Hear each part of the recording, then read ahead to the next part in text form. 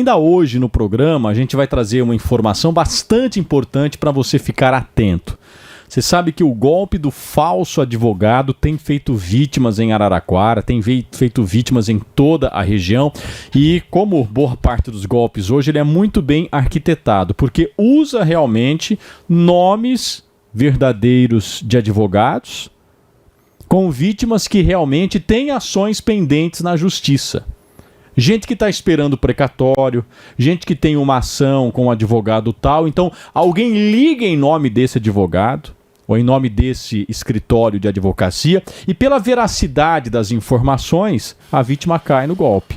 Antecipa pagamentos para poder ter liberação, né, de processos maiores, porque tá ali, né? É o advogado tal, é aquele que você realmente contratou. Aí você faz o pagamento, você vai atrás, quando vai ver de fato não tem o contato verdadeiro daquele advogado. Ele diz, não fui eu, não fizemos contato nenhum, a causa não avançou. Tá tendo muito caso assim, então daqui a pouco nós vamos receber aqui o Eduardo Ferrari, né, ele que é da Comissão Especial de Força-Tarefa para Enfrentamento do Golpe, uma força-tarefa, uma comissão que a OAB de São Paulo criou para lidar com essa situação. Daqui a pouco todos os detalhes, como se prevenir, como tomar cuidado para não cair no golpe do falso advogado. Mas o Eduardo Ferrari já está em contato conosco, pessoal da OAB de São Paulo, porque tem um assunto muito importante que é a questão do golpe do falso advogado. Já está em contato conosco? Então em 30 segundos a gente conversa com ele, porque olha, tô surpreso, a gente anunciou o caso aqui, quantas pessoas de Araraquara e região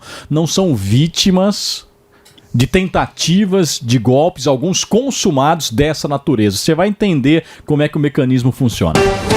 Jornal da EP. A informação do jeito que você precisa. Sintonize em 95,7 FM. Acompanhe com imagens em facebook.com/Jornal da EP ou curta nosso canal no YouTube. Jornal da EP. Informação em multiplataformas. Olha, para falar sobre essa modalidade de golpe, o Jornal da EP convidou o presidente da Comissão Especial de Força-Tarefa para Enfrentamento do Golpe do Falso Advogado da OAB de São Paulo, Eduardo Ferrari. Eduardo, é muito importante a tua participação aqui no nosso programa, porque, como eu disse, você já estava aí nos ouvindo, nos assistindo, né? Desde que a gente disse que esse assunto seria tratado aqui, há muitas manifestações de pessoas de Araraquara e de toda a região que dizem, olha, eu fui realmente procurado por alguém que se passou pelo meu advogado, ou pelo escritório no qual eu tenho uma demanda, eu tenho uma expectativa aí, né, de uma causa. Como é que se articula esse golpe do falso advogado? Como que ele tem feito vítimas em todo o Brasil? Bom dia, um prazer recebê-lo, Eduardo.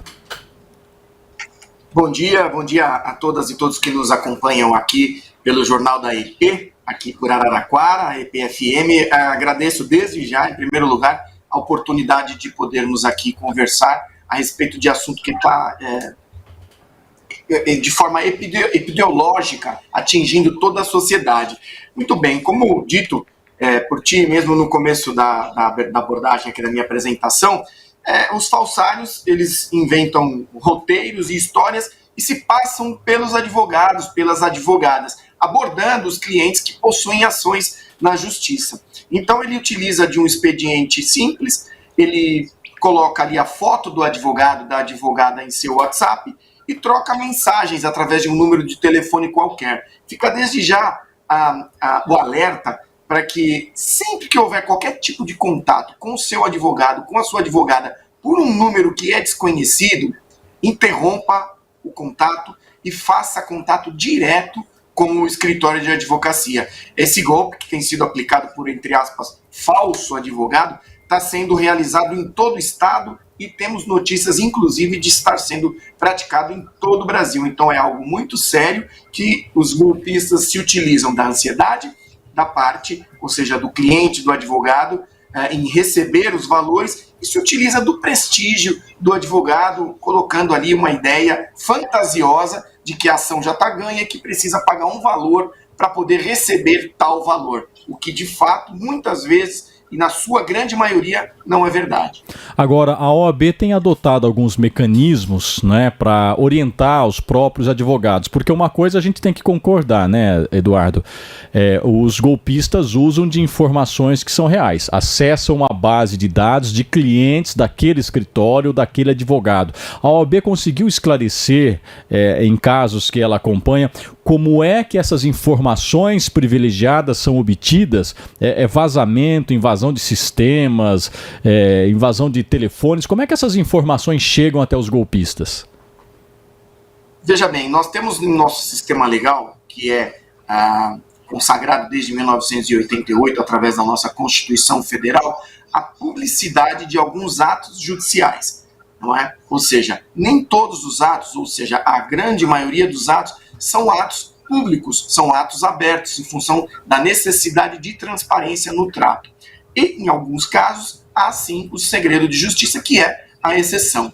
Porém, nós detectamos que existem ali pessoas ligadas à advocacia, não sabemos exatamente se são advogados, se são advogadas, ou mesmo se são servidores públicos, que têm acesso, sim, a essas informações internas ao processo. A informação pública, ela não é abrangente para a sociedade de modo geral. Ela é especificamente acessível por um advogado através do seu login e sua senha nos sistemas dos tribunais, seja Tribunal de Justiça, Tribunal Regional do Trabalho, Tribunal da Justiça Federal, enfim. E também detectamos ali que algumas informações são extraídas de lá. E encaminhamos, ainda no ano passado, um relatório preparado pela OAB com essas informações direcionadas à delegacia, que é a Delegacia Especializada em Crimes Cibernéticos, aqui de São Paulo, que é o DEIC, que tem uma divisão específica para tratamento dessas informações. E ali foi detectado que existem algumas organizações atuando sobre esse golpe. De modo geral, a ação do golpista é acessar o processo, ter acesso a essas informações privilegiadas por meio de um advogado, por meio de algum servidor público, e a partir dali trabalhar com essas informações, utilizando-se dessa informação privilegiada que está dentro do processo. Agora, tem um público preferido dos criminosos? Se sim, qual é esse público para servir e reforçar esse alerta a quem nos acompanha? Pois bem, essa é uma pergunta que tem sido recorrente. Falei agora com o pessoal de Botucatu, através da rádio de Botucatu, e a pergunta foi a mesma na semana passada também. Não há um público específico. O que há é o tratamento dessa informação buscada pelo golpista, no sentido de que existe algo a ser recebido pela vítima. Ou seja, estamos aí falando em regra, de uma ação de execução de sentença. Mas, como toda regra, não é só isso. Existem também ocorrências ligadas a processos acabados, processos findos, onde o golpista obteve as informações e disse que havia ainda um valor a receber. Então, ou seja, respondendo objetivamente, não há um alvo específico, e sim há um tratamento da informação no sentido de fazer com que a parte entenda que tem algo a receber, e muitas vezes ela tem, e ali o golpista se utiliza da ansiedade dela em receber esse valor. E para finalizar então, Eduardo Ferrari, quais as orientações gerais para a população que está nos acompanhando e para os próprios advogados também, uma categoria muito presente aqui na nossa região, quais as orientações gerais para evitar esse tipo de situação? As orientações gerais, em primeiro lugar, para a sociedade. E aqui, desde já, fica um agradecimento à rádio que nos oportuna falarmos, não é? Jornal da EP, especificamente, de dar essa possibilidade da OAB divulgar e fazer chegar não só aos advogados e às advogadas, mas toda a sociedade que certamente está ali ouvindo, que desconfie, recebeu uma chamada de WhatsApp, seja por texto ou seja por vídeo, de um número de telefone desconhecido, não atenda, não interaja. E se a conversa já for avançando no sentido de que há uma ação, que há um valor a ser recebido, se você não identificou o número do telefone como sendo do seu advogado, interrompa e procure diretamente o escritório de advocacia. O advogado, a advogada já estão orientados através da nossa base, que nós temos inclusive em todo o estado, que nós soltamos 5 pilares de tratamento dessa ocorrência, no sentido de que nós temos hoje um formulário para que seja enviada essa informação, ou seja, narrando os fatos acontecidos, seja golpe consumado ou não, ou seja, se houve prejuízo ou não. E também temos uma cartilha que dá ali toda a explicação. Esses 5 pilares, eles estão disponíveis juntamente com a cartilha em nossa página da OAB São Paulo, que é www.oabsp.org.br. Já na primeira página tem um link para acesso a todas essas informações, a cartilha e também ao link. E para a sociedade, destaco, desconfie. O processo judicial, em regra, é uma tramitação lenta, é uma tramitação burocrática. Não vai liquidar, não vai receber o valor de um dia para o outro. Então, desconfie de qualquer assertiva fácil, de qualquer comunicação que transmita a ideia de que você vai receber imediatamente o valor. Isso não é verdade. Procure sua advogada, procure seu advogado.